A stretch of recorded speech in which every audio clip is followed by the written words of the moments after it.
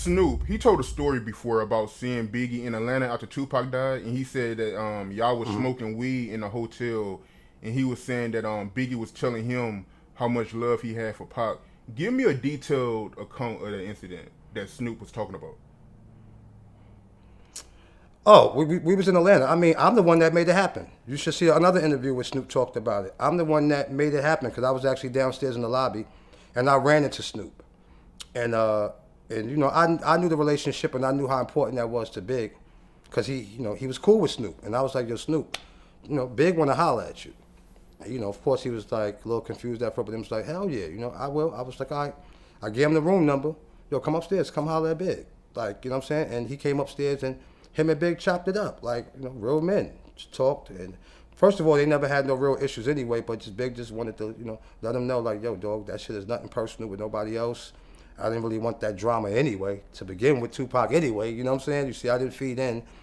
I didn't feed into that shit to make it more than what it was. I kind of just let it happen and let it be. And we not sitting here happy because he passed. That shit is fucked up. And we got to do things to try to change this shit and bring this shit to some peace. And Snoop was all with it too. And that's basically how the conversation went. Hey, is it true that when Biggie was in LA, Snoop, he kept calling him for his location? Who? Snoop. Like when Biggie was Where in all this LA. where does this information come from? Hey, that's your man. I never heard this. I never heard this the whole 25 years. Hey. I've been doing interviews. I never heard that. Hey, your man's Gene Deal said that, yo. Can't listen to everything Gene Deal say. Let's just say that. And much love to Gene Deal, but you can't listen to everything he says. And I'm not going to speak on Gene Deal. I don't give him my time of day. But that's my guy. And I always allow him to tell his story from his side. But people got to understand, he wasn't our security guard. So he wasn't with us every day at all. So I don't know where he get all these other stories from. He wasn't with me and Big the whole time there. The only time we received Gene is when we did something with Puff, because he was Puff security. And we're going to leave that right there. So that wasn't true. When y'all was in LA, you and Biggie, Snoop never called trying to get Biggie location. Not true.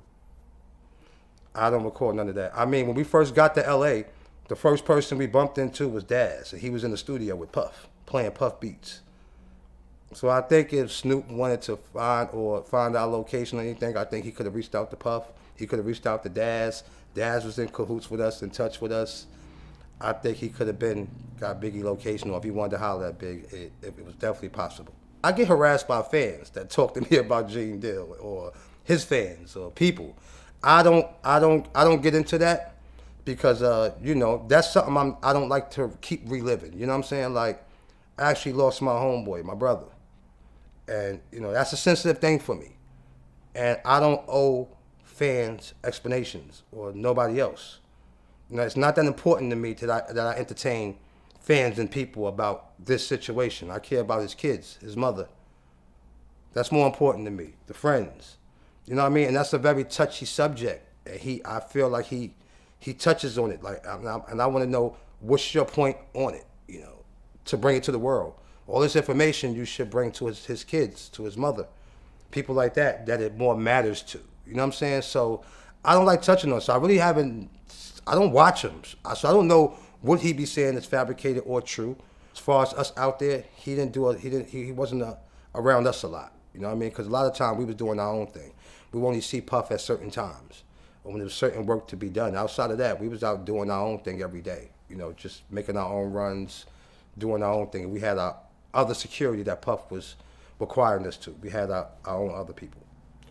Right, yeah, I do feel you, man. I mean, they be speaking on it so loosely, and he do got his mom out here, his daughter, his son. Yeah, that is out of pocket. So I agree.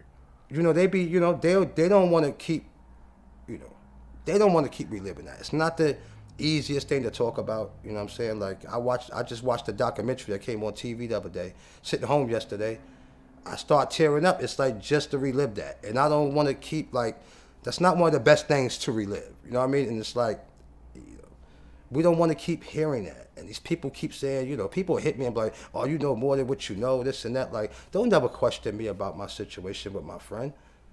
And I would never care what the fans say. His mother embraced me. His kids embraced me because they know my love was genuine.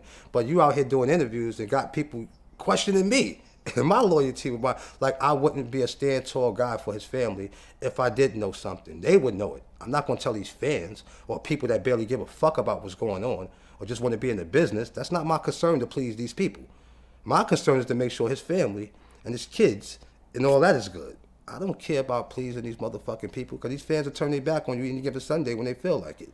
So I'm not obligated to please them. You know what I'm saying? So, nah, it's not important to me.